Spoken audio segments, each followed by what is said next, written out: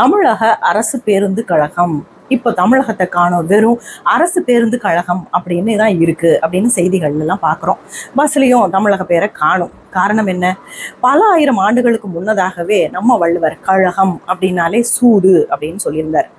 ஏன் கலைஞரே அதற்கான விளக்கு உரையில கழகத்திற்கு சூதாடும் இடம் தான் குறிப்பிட்டிருக்காரு. ஆக 1000 வருஷத்துக்கு முன்னதாகவே வள்ளுவருக்கு கழகம்னா என்ன அப்படின்றது தெரிஞ்சிருக்கு, சொல்லியிருக்காரு. நாம படிக்கல. ஆனா இந்த அரசு பேருந்து கழகம் எதிர்கட்சியாக இருக்கும்போது ஸ்டாலின் அவர்கள் என்ன சொன்னாங்க? இந்த ஏடிஎம்கே ஆட்சியில எல்லா துறையுமே குரங்கு கையில மாட்டின பூமாலை மாதிரி இருக்கு, குறிப்பாக அரசு போக்குவரத்து கழகமும் அப்படி இருக்குன்னு சொன்னாரு. இவங்க ஆட்சியில ஏன் தமிழகம் பேர் நீக்கப்பட்டிருக்கு? அது மட்டும் இல்ல, நம்ம விவரம் தெரிஞ்சு பஸ்ல போகும்போது கட்டபொம்மன், பாண்டியன், சேரன், சோழன், திருவள்ளுவர் இப்படிதான் அம்பேத்கர் அப்படின்ற பேர்ல எல்லாம் பஸ் ஓடிச்சு. இன்னைக்கு ஏதோ காரணங்கள், சாதி பிரச்சனையால அந்த பெயர்கள், நம்ம மன்னர்கள், நம்ம ஆண்ட மன்னர்கள், வரலாற்று மிக்கவர்களுடைய பெயரெல்லாம் நீக்கப்பட்டு தமிழக அரசு பேருந்து கழகம் இருந்தது. இன்னைக்கு தமிழகம் அப்படின்ற பேரை காணும். அரசு பேருந்து மட்டும்தான் இருக்கு. இதற்கு காரணம் என்ன? தமிழக அரசு பேருந்து கழகம் இப்போ தமிழகத்தை காணோம். வெறும் அரசு பேருந்து கழகம் அப்படின்னு தான் இருக்கு அப்படின்னு செய்திகள் எல்லாம் பார்க்குறோம். பஸ்லையும் தமிழக பேரை காணும். காரணம் என்ன? பல ஆயிரம் ஆண்டுகளுக்கு முன்னதாகவே நம்ம வள்ளுவர் கழகம் அப்படின்னாலே சூது அப்படின்னு சொல்லியிருந்தார். ஏன் கலைஞரே அதற்கான விளக்கு உரையில கழகத்திற்கு சூதாடும் இடம் தான் குறிப்பிட்டிருக்காரு. ஆக 1000 வருஷத்துக்கு முன்னதாகவே வள்ளுவருக்கு கழகம்னா என்ன அப்படின்றது தெரிஞ்சிருக்கு, சொல்லியிருக்காரு. நாம படிக்கல.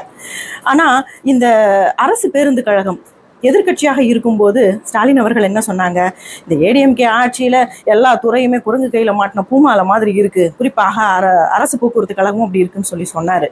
இவங்க ஆட்சியில ஏன் தமிழகம் பேர் நீக்கப்பட்டிருக்கு? அது மட்டும் இல்ல, நம்ம விவரம் தெரிஞ்சு பஸ்ல போகும்போது கட்டபொம்மன், பாண்டியன், சேரன், சோழன், திருவள்ளுவர் இப்படிதான் அம்பேத்கர் அப்படின்ற பேர்ல எல்லாம் பஸ் ஓடிச்சு.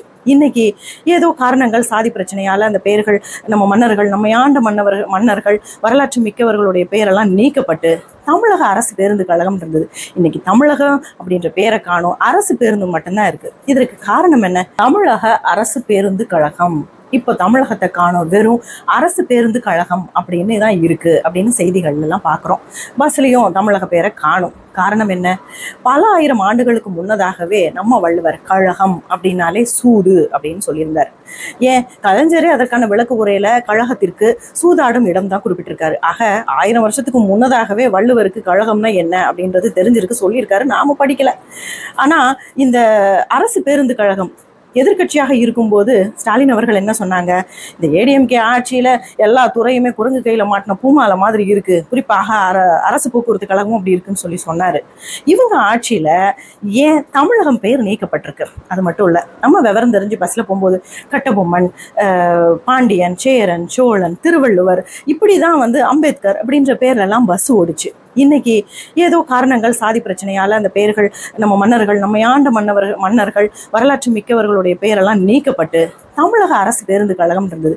இன்னைக்கு தமிழகம் அப்படின்ற பேரை காணும். அரசு பேருந்து மட்டும்தான் இருக்கு. இதற்கு காரணம் என்ன?